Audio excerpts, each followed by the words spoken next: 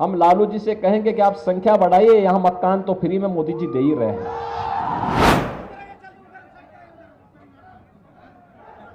500 वर्षों का इंतजार समाप्त करके आज अयोध्या धाम में आप सबने प्रभु श्री राम लला को विराजमान होते हुए देखा है।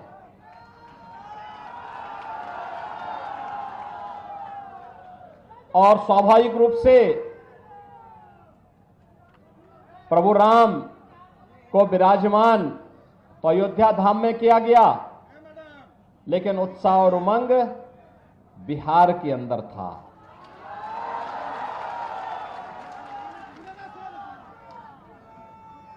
आप बिहार वासियों ने जो उपहार रामलला के 500 वर्षों के बाद विराजमान होने के उपरांत भेजे थे, इसके लिए पूरे बिहार वासियों का मैं हृदय से आभार व्यक्त करता हूं और अभिनंदन करता हूं।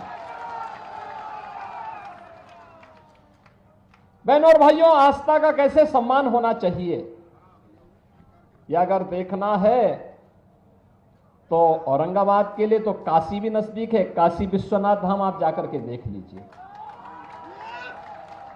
अयोध्या धाम भी जाइए, और साथ साथ मां विंध्यवासिनी के दरबार में भी आप जाएंगे तो आप देख रहे होंगे वहां पर भी क्या कार्य हो रहा है। बहनों और भाइयों, ये नए भारत का नया उत्तर प्रदेश है, नया बिहार है, और इस नए उत्तर प्रदेश या बिहार के लिए मोदी की गारंटी इन सब के उत्थान की गारंटी है। कल ही भारतीय जनता पार्टी ने अपना संकल्प पत्र जारी किया है, और संकल्प पत्र में जो बातें कही हैं, विकसित भारत, विकसित भारत का मतलब विकसित बिहार भी है। और बहनों और भाइयों, आपने देखा होगा मोदी जी के नेतृत्व में 10 वर्ष में बदलते हुए भारत को आपने देखा है। एक नए भारत का दर्शन हो रहा है, दुनिया में भारत का सम्मान बढ़ा है, भारत की सीमाएं सुरक्षित हुई हैं, आतंकवाद और नक्सलवाद की समस्या का समाधान हुआ है। जम्मू कश्मीर के अंदर जहां धारा 370 लगा करके कांग्रेस ने भारत के शेष भारत के नागरिकों का कश्मीर जाने को प्रतिबंधित कर दिया था, जिसके लिए डॉक्टर श्यामा प्रसाद मुखर्जी को अपना बलिदान देना पड़ा था, और उस समय उन्होंने 1952 में नारा दिया था, एक देश में 2 प्रधान 2 विधान 2 निशान नहीं चलेंगे, नहीं चलेंगे। और भारतीय जनसंघ हो या भारतीय जनता पार्टी, वो हमेशा एक नारा लगाती थी, जहां हुए बलिदान मुखर्जी वह कश्मीर हमारा है। लेकिन बहनों और भाइयों, उस सपने को भी साकार किया है प्रधानमंत्री मोदी जी ने। आज कश्मीर में आतंकवाद की जड़ धारा 370 समाप्त करके कश्मीर को भारत की मुख्य धारा के साथ जोड़ा गया। देश के अंदर नक्सलवाद की समस्या का काफी हद तक समाधान हो चुका है। जो कुछ बचे खुचे होंगे ना, अगले 5 वर्ष के अंदर उनका भी स्वाहा होगा। बहनों और भाइयों, देश के अंदर इंफ्रास्ट्रक्चर कैसे होना चाहिए, 4 लेन और 6 लेन के highway, railway,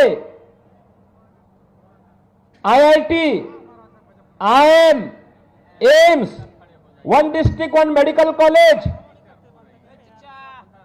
world class universities, और हर घर नल की योजना।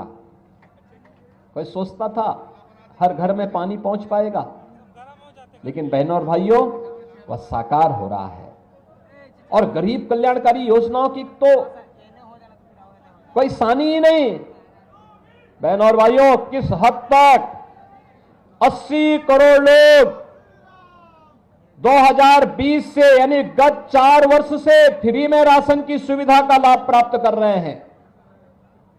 60 करोड़ लोगों को 5 लाख रुपए की आयुष्मान भारत की सुविधा मिल रही है। 50 करोड़ लोगों के जनधन के अकाउंट खोल दिए, जिससे दिल्ली से कोई पैसा अगर सरकार भेजती है, पैसा सीधे आपके अकाउंट में जाए, बीच में कोई दलाल उस पर डकैती न डालने पाए। 12 करोड़ अन्नदाता किसानों को प्रधानमंत्री किसान सम्मान निधि का लाभ, 12 करोड़ घरों में शौचालय, 10 करोड़ गरीबों को उज्ज्वला योजना का फ्री में सिलेंडर और 4 करोड़ लोगों को सिर ढकने के लिए एक एक पक्का मकान प्रधानमंत्री आवास योजना में। बहनों और भाइयों, हम लालू जी से कहेंगे कि आप संख्या बढ़ाइए, यहां मकान तो फ्री में मोदी जी दे ही रहे हैं।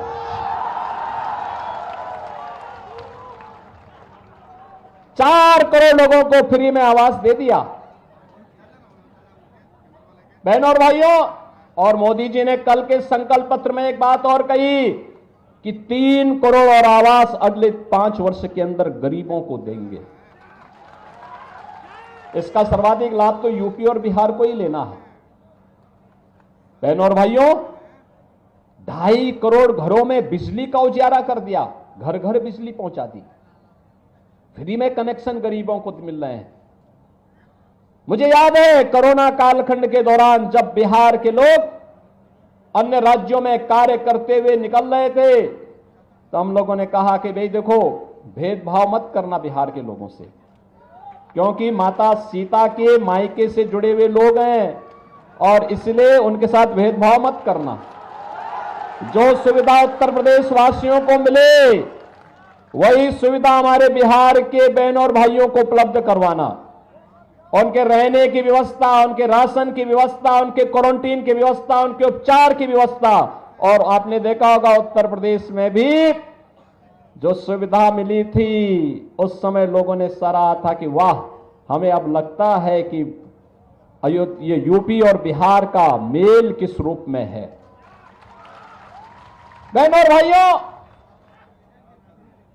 भारतीय जनता पार्टी जो कहती है वो करके दिखाती है, और यही मोदी की गारंटी है। देश को सुरक्षा देना हो या सुशासन का मॉडल देना हो, नौजवानों की आजीविका का मुद्दा हो या गरीब के उत्थान का, किसान की खुशहाली का मामला हो या फिर नौजवान की आजीविका का और आस्था का सम्मान कैसे होना चाहिए, कि भारतीय जनता पार्टी से बढ़कर के और कोई नहीं कर सकता। आप मुझे बताइए, क्या कांग्रेस के लोग अयोध्या में राम मंदिर का निर्माण करते? क्या ये लोग कर पाते? क्या गरीबों को ये लोग राशन दे पाते? क्या सारा तो यही खा जाते थे।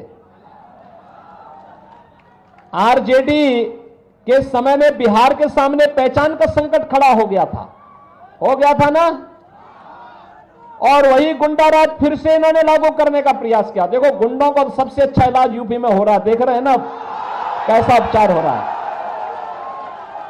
वहां अगर बेटी और व्यापारी के साथ कोई छेड़छाड़ करता है, कोई परेशान करता है, उल्टा लटका दिया जाता है उसको, और नीचे से मिर्च का झोंका अलग से, और उसमें भी वे लोग गले में तख्ती लटका के चलते हैं कि साहब एक बार जान बकस दो, बस आगे से कोई गलती नहीं होगी। और माफियाओं की स्थिति क्या है? हमने एक तरफ श्रद्धालुओं के लिए अयोध्या में भगवान राम का भव्य मंदिर बनवाया, और बहनों और भाइयों, दूसरी तरफ बड़े बड़े माफिया और अपराधियों को राम नाम सत्य की यात्रा में भेजने का काम किया।